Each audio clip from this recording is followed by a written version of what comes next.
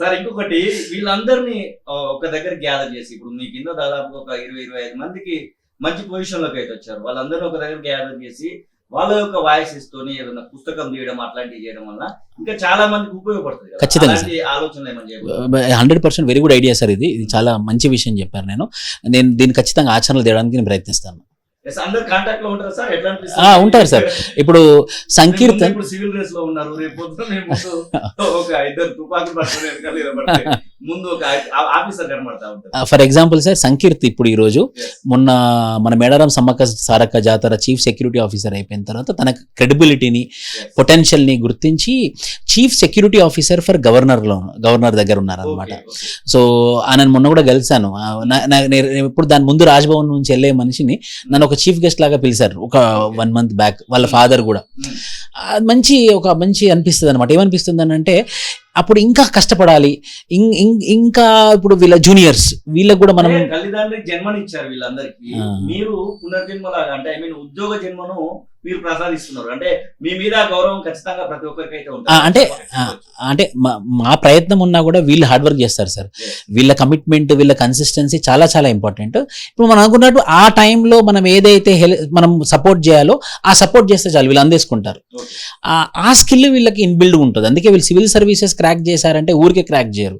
IQ, smart work, hard work, consistency అంటే ఒకటే విధంగా ఉండడం స్టేబుల్గా, ఇవి వాళ్ళకి ఇన్బిల్డ్లో ఉంటాయి. కాబట్టి అలా మనం ఇచ్చినటువంటి ఇన్పుట్స్ తీసుకుంటారు. వాళ్ళు చదువుకున్నది ఎలా యాడ్ చేయాలనుకుంటారు, వాళ్ళ కరెంట్ అఫైర్స్ ఎలా యాడ్ చేయాలనుకుంటారు. కాబట్టి వీళ్ళకి ర్యాంక్ ఈజీ అవుతుంది.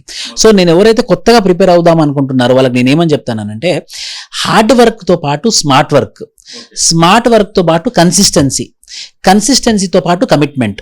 ఎవరైతే ఈ 4 స్టెప్స్ని ఒక ప్రాపర్గా ఫాలో అవుతారో ఖచ్చితంగా సక్సెస్ వస్తుంది.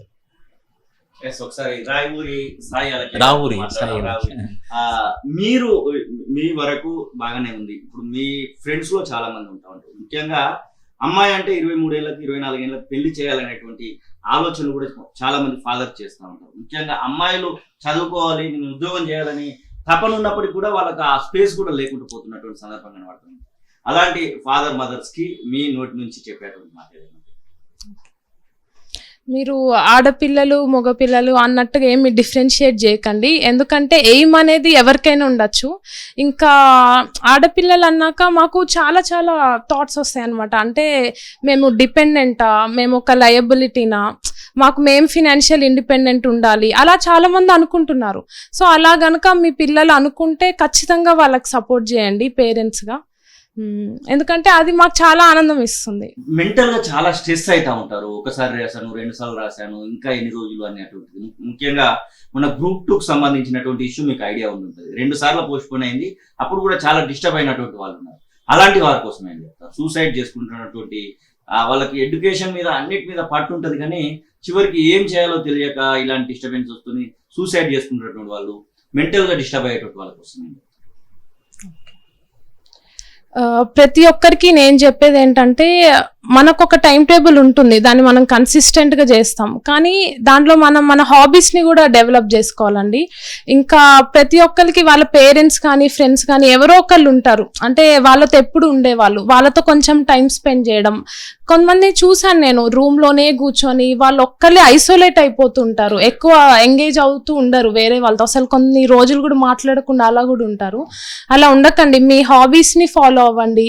మీరు ప్రిపరేషన్ని కూడా ఎంజాయ్ చేయండి. అంటే ఏదో ఎగ్జామ్ కోసమే కాదు, ఏదో నేర్చుకుంటున్నాం అనే కాదు, రియల్గా సొసైటీ ఇష్యూస్ ఎలా ఉన్నాయి, మనం దాన్ని ఎలా చూస్తున్నాం, సివిల్స్ అనే కాదు ఏదో విధంగా కూడా మనం హెల్ప్ చేయొచ్చు. ఒక NGOలో జాయిన్ అవ్వచ్చు. మన మోటివ్ అనేది సోషల్ సర్వీస్ అయి ఉంటే మనకు ఖచ్చితంగా పార్ట్స్ అయితే కనిపిస్తాయండి. అది నేను నమ్ముతాను.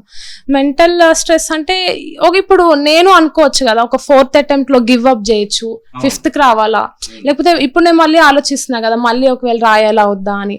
అలా అంటే కాన్ఫిడెన్స్ మనలోంచి రావాలి అంతే.